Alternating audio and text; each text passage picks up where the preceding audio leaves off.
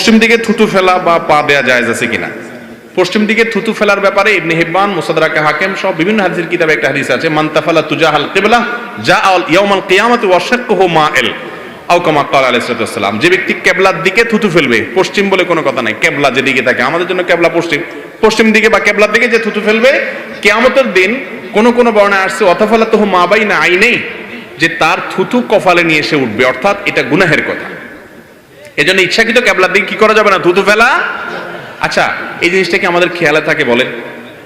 থুতু ফেলান দরকার, ফেলে দিছি, পশ্চিমে গেছে না পূবে গেছে, উত্তরে গেছে না দক্ষিণে গেছে, কারো খেতে গেছে না গায়ে গেছে, দেখার কোনো খবর নাই। মুসলমান এত বেদিশা হবে না, বেহুশ হবে না।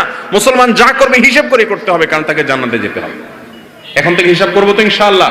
এটা গুনাহের কথা, এই গুনাহটা অনেকে জানে না। যে কোন দিকে থুতু ফেলে দেয়, আগে ফেলেছেন সেজন্য আল্লাহর কাছে মাপ চাইবেন, সামনে যেন আর এটা না হয়। পশ্চিম দিকে থুতু ফেললে কি হয়, খুব ভয়াবহ একটা বিষয়। আল্লাহ তাআলা আমাদেরকে বাঁচার তৌফিক দান করুন। তাহলে কোন দিকে ফেলবেন?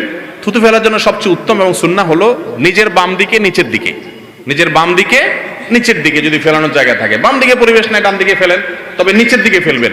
যদি কেবলা সামনে থাকে কেবলার দিকে ফেলবেন না, অন্য কোনো দিক থাকলে সামনে ফেলতে পারেন, অসুবিধা নেই। তবে সুন্নাহ হলো নিচের দিকে ফেলানো। ইসলামের বিধিবিধান পুরোপুরি না মানা ব্যক্তি কি ইসলামের দাওয়াতের কাজ করতে পারবে? যে যতটুকু জানে সে ততটুকু দাওয়াতি কাজ করতে পারবে। পুরোপুরি ইসলামের বিধান আমিও মানি না, কেউ মানতে পারে না, আমরা চেষ্টা করি সবাই, অতএব দাওয়াতি কাজ করতে পারবে। যদি বলেন যে 100% মানতে হবে, তাহলে কেউ দাওয়াতি কাজ করতে পারবে না। পরিবারের বাবা চাচাদের মাঝে দ্বন্দ্ব, কিভাবে সবাই মিলেমিশে থাকতে পারি? বাবা চাচাদের দ্বন্দ্বে সন্তানরা জড়াবেন না।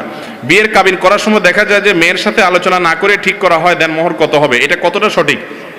এটা বাবা মা এবং আত্মীয় স্বজনদের অধিকার আছে, কিন্তু মেয়েকে জিজ্ঞেস করা হবে, মেয়ের মতামতেরও রাইট আছে।